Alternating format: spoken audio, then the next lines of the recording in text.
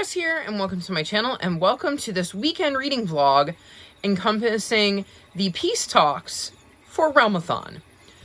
So we're in a 48-hour readathon inside of a readathon where we have peace talks, and that means every book we read this weekend gains our team an extra 10 bonus points. So I have some plans. So books I will hopefully definitely be getting to. I have Saga Volume 10. I purposely saved this because it should be a quick and easy read. Though, if it's anything like Book 9, it is going to be emotional. So not easy in that sense, but easy and quick because it's a graphic novel. I have The Moth Keeper by Kay O'Neill, which is another graphic novel that I was purposely saving for this weekend for that reason. And Kay O'Neill wrote the Tea Dragon Society. I don't know anything about this, but when I saw that they had another book out, I wanted to read it. I have Space Explorers, 25 Extraordinary Stories of Space Exploration and Adventure by Libby Jackson, which is a middle grade nonfiction all about space that I'm very excited to read. And again, should be a quick, fast read. I want to get to the next Wings of Fire book because I should be able to fly through this. I think the audiobook at the speed I listen to it takes me less than 2 hours. So I thought this was a good weekend to choose to read this.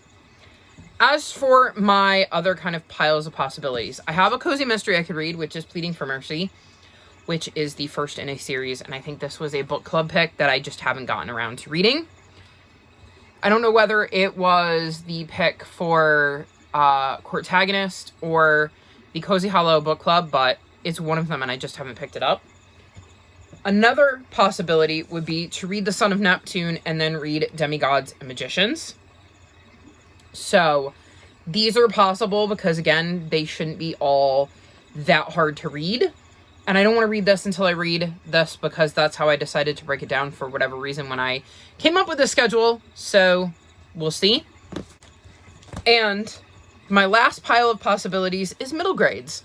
So I have The Length of a String, which is my last 5-star prediction from round 8, I believe, because I believe we just started round 9 and I've already read one of those books. So I'd like to finish up round 8.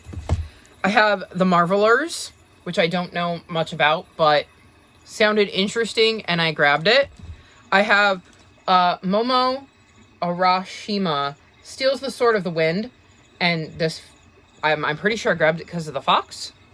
I think I saw the cover on Twitter. It might have been from the author or somebody talking about the book, and I decided to snag it. So I've had this out from the library, and then I have Nooks and Crannies, which was definitely a Courtagonist book club pick for March because it's a middle grade kind of cozy mystery vibe. So I have plenty of books that I can read quickly. I do not think there is any way I get through all of the books I just mentioned, but I'm thinking it might be a good time to really dive into maybe some of the middle grades and kind of have a palate cleanser. But we shall see. I would love to ideally read everything I just mentioned, but I don't know how realistic that is. Because again, it's only 48 hours and I have to, like sleep and cook and, do things that are not reading. I don't have any wrestling this weekend, so that should help. But yeah. We'll see how I do, but I'm going to go so I can read, and I will check back in with you sometime tomorrow to give you an update.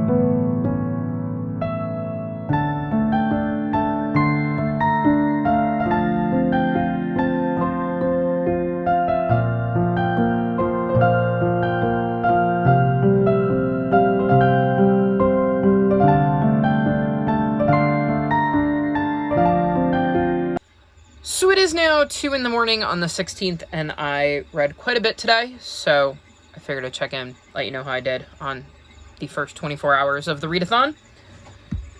So I read Saga Volume 10, and this is a graphic novel series that starts off with these two people whose species are at war, and they end up having a kid, and everybody is after them and is trying to murder them and their kid because, well, they hate each other, and they really don't want this kid seen as something that is achievable.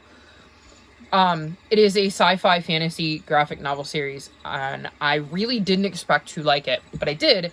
And we've been waiting ages for this volume, and there was a giant cliffhanger at the end of Volume 9, and I would say there's not as big a cliffhanger, but there's definitely a bit of a cliffhanger at the end of Volume 10. So, I gave this book 4.5 stars. I really enjoyed being back with everybody. I kind of wish I had reread it, because it has been long enough that I could have used a refresher. So, before Volume 11, I think I will reread the whole series and get back into the flow of things. Cielo, stop. It is too hot for this. It's been completely confusing. I swear my weather thinks it's August and not April. Like, we have had almost 90-degree weather, and it's been, like, icky. And I swear to God, it was, like, 2 weeks ago we had snow. Every single time. I was calling her earlier, and she ignored me. That was not your most graceful leap.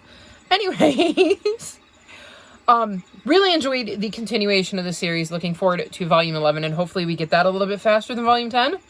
I completed my reread of The Son of Neptune today, which I hadn't planned on doing, but I got into it and just wanted to keep reading.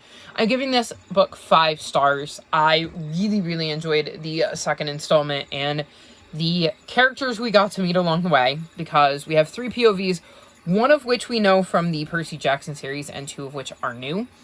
I liked kind of getting to see some interesting locations in this one that I had forgotten we had seen. Like, there's just so much I've forgotten about the Heroes of Olympus that I'm, like, really, really glad I'm doing my reread, and I quite enjoyed this reread, and I believe I gave this book 4 stars last time, so I've bumped it up to a 5. I enjoyed it a lot more upon reread, and I really love Rick Riordan's writing and being back in the series. So, looking forward to next month when I get to read books 3 and 4 in this arc. Then, I read Space Explorers, 25 Extraordinary Stories of Space Exploration and Adventure.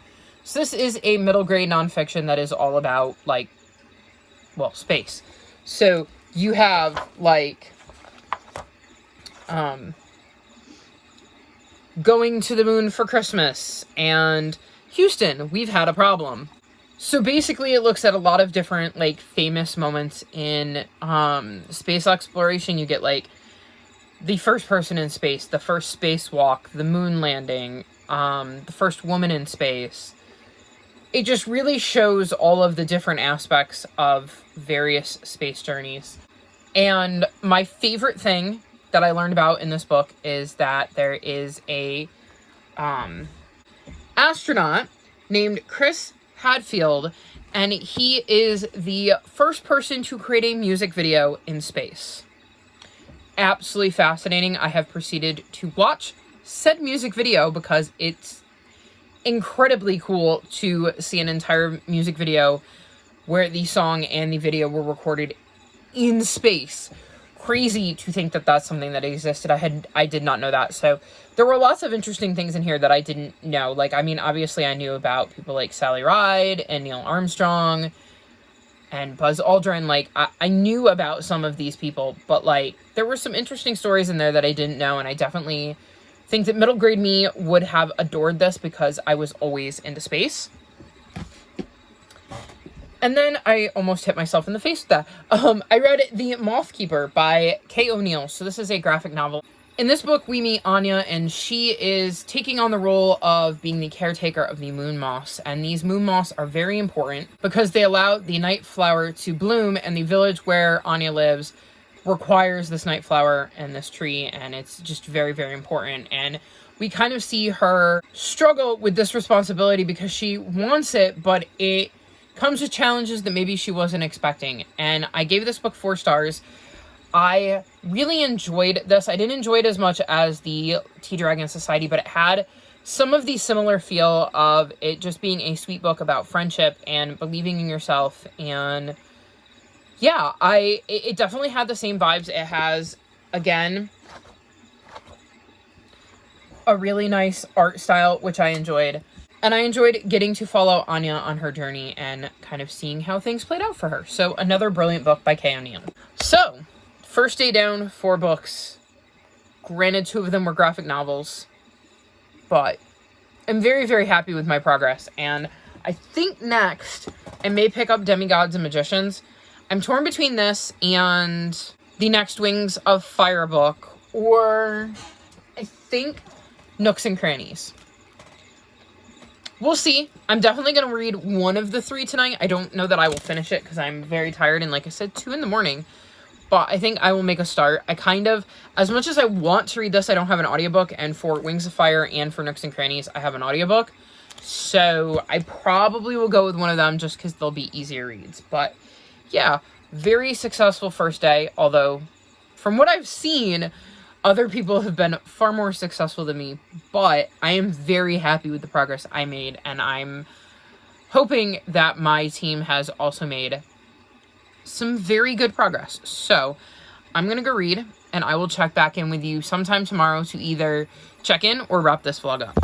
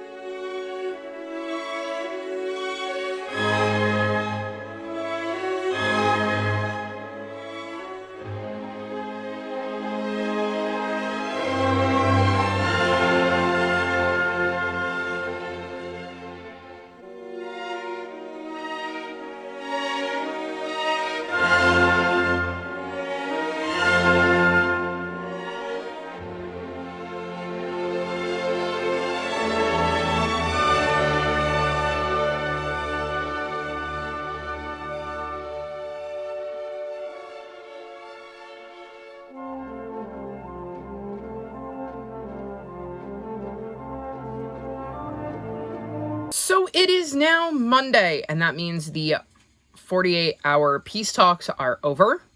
Yesterday, I managed to read another 4 books, so let's run through them. I was hoping to be able to do this without her. She was sleeping. No, of course not. Come on. Oh. Say hi to Cielo, everybody. Okay. So first I read Nooks and Crannies by Jessica Lawson. This follows a young girl named Tabitha, who gets this note from a countess inviting her on a weekend away. And her parents go, and her parents have already made it clear that they're planning on leaving her in an orphanage before they go, but they decide there's one last weekend away before they go. Once she gets there, she finds out she's not the only child there, and soon there is a dead body and mystery abounds, and Tabitha has to try to get to the bottom of what's going on. I gave this book 4 stars. I enjoyed getting to solve the mystery with Tabitha. There were definitely some twists and turns I wasn't expecting, which was nice. I figured some of the mystery out, but not all of it. It also gave me Matilda vibes in the way that this kid wasn't wanted in the way her parents treated her. But also Willy Wonka vibes in like the whole, she's got this letter, which is kind of like a golden ticket to be invited to this, you know, mysterious countess's estate. So a little bit of Matilda mixed with a little bit of Willy Wonka with a mystery thrown in. So I found this to be an enjoyable read, and I could definitely see myself reading more from Jessica Lawson in the future. I read Wings of Fire, Winter Turning, and I gave this book 4.25 stars. So this is the 7th book in the Wings of Fire series. And in this series, we follow different clans of dragons, and we're kind of in a second arc. And we're following a whole new set of dragons as they go on adventures. And in this one, we're following Winter. And his point of view is extremely interesting. It was quite different being in his head compared to Moon in the first book of this arc. I was blown away by one of the twists in this book. Was not at all expecting it to go there. And it definitely left in a spot where I want to read book 8 now, which I cannot do because, well, I don't have it. And if I ever want to get through that, I can't be picking up too many extra books. So it's so hard to talk about sequels this far into the series, especially considering, like, it's a second arc, you know? But I really, really enjoyed Winter's perspective and kind of seeing his motivations and his thoughts and feelings. So still really, really loving this series, and I'm curious to see whose POV we get next. Then I read Demigods and Magicians, Percy and Annabeth Meet the Canes by Rick Riordan. I gave this book 5 stars. This is one of the few I hadn't read. And the Canes are Rick Riordan's characters from his Kane Chronicles series, which is about Egyptian mythology. So we have our Greek mythology with Percy and Annabeth, and then our Egyptian mythology with the Canes. And I really enjoyed this story. I will say it's got spoilers for the Kane Chronicles. So if you haven't read the Kane Chronicles and you want to, I wouldn't suggest reading this first. And Goodreads has it placed in a way where you can read it before the Heroes of Olympus, but when you look on the Rick Riordan, like Percy Jackson Wikipedia page, you should be reading it after the Heroes of Olympus, because I was like, wait a minute, that feels like a spoiler for Heroes of Olympus. Luckily, I've already read Heroes of Olympus. But yeah, it definitely comes after. So keep that in mind. But I really enjoyed getting to see the Canes and Percy and Annabeth interact, and there were some very unique interactions. There's like 3 little mini stories in here that kind of are parts of a bigger story, and I just really enjoyed reading this and getting to have new material for both series, because I really enjoy both of them. And then my last book is the one she knocked to the floor. I read The Marvels, and I gave this book 4.5 stars. So this is about a girl named Ella, and she's got conjurer magic, and she is the first conjurer invited to a school for marvelers. And the problem is that it's the first time a conjurer has been allowed to go to the marvelers school, and they're not exactly trusted. So Ella is facing some pretty big prejudices, once she gets there. And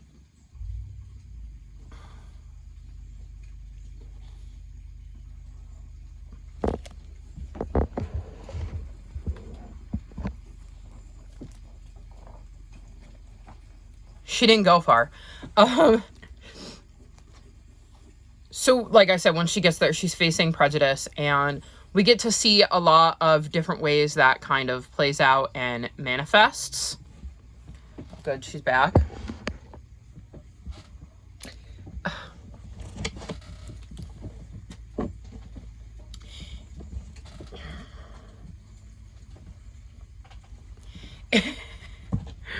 Oh, I swear, I'm gonna throw you out if you don't lie down. She makes filming this so hard. So yeah, we basically kind of see her try to navigate the school as a conjurer, and we start to learn the difference between Marvel magic and conjure magic. We see her make some new friends, and it definitely has some, like, the series which shall not be named vibes, because there's like 5 different types of Marvel and magic, and you kind of get split into, I don't want to say houses, but like you're going to get eventually divided along the path that you have an affinity for. So it's got a lot of that, but I actually really enjoyed it because there are some mysterious things going on as well, and Ella gets caught up in that. So I really enjoyed the start to the series. I want to know more about the magic. I think that if that had had a little bit more explanation, this might have gotten the full 5, but I think that will come in subsequent books. So I'm really looking forward to continuing this series because I really enjoyed the first installment and did not want to put it down once I picked it up. So yes, solid 4.5 stars and a series I am very much looking forward to continuing. So that was my weekend. 8 books. I know that all of them, basically, except for I think Saga, were middle grade or like YA, and I would say early YA, but I don't think that really matters. I mean, I enjoyed all of them, so at the end of the day, that is what matters. I tried to get through as many books as I can. I know other people, just from seeing, have read way more than I did, but I have been very slumpy, so I'm happy with 8 books in 48 hours, because it took all of my concentration to do that. So that's it for this vlog. All of my social media is linked in the description below if you'd like to come chat with me. If you've made it this far in the video, leave me squirrel emojis. Like this video and subscribe to my channel, and I'll talk to you next time. Bye!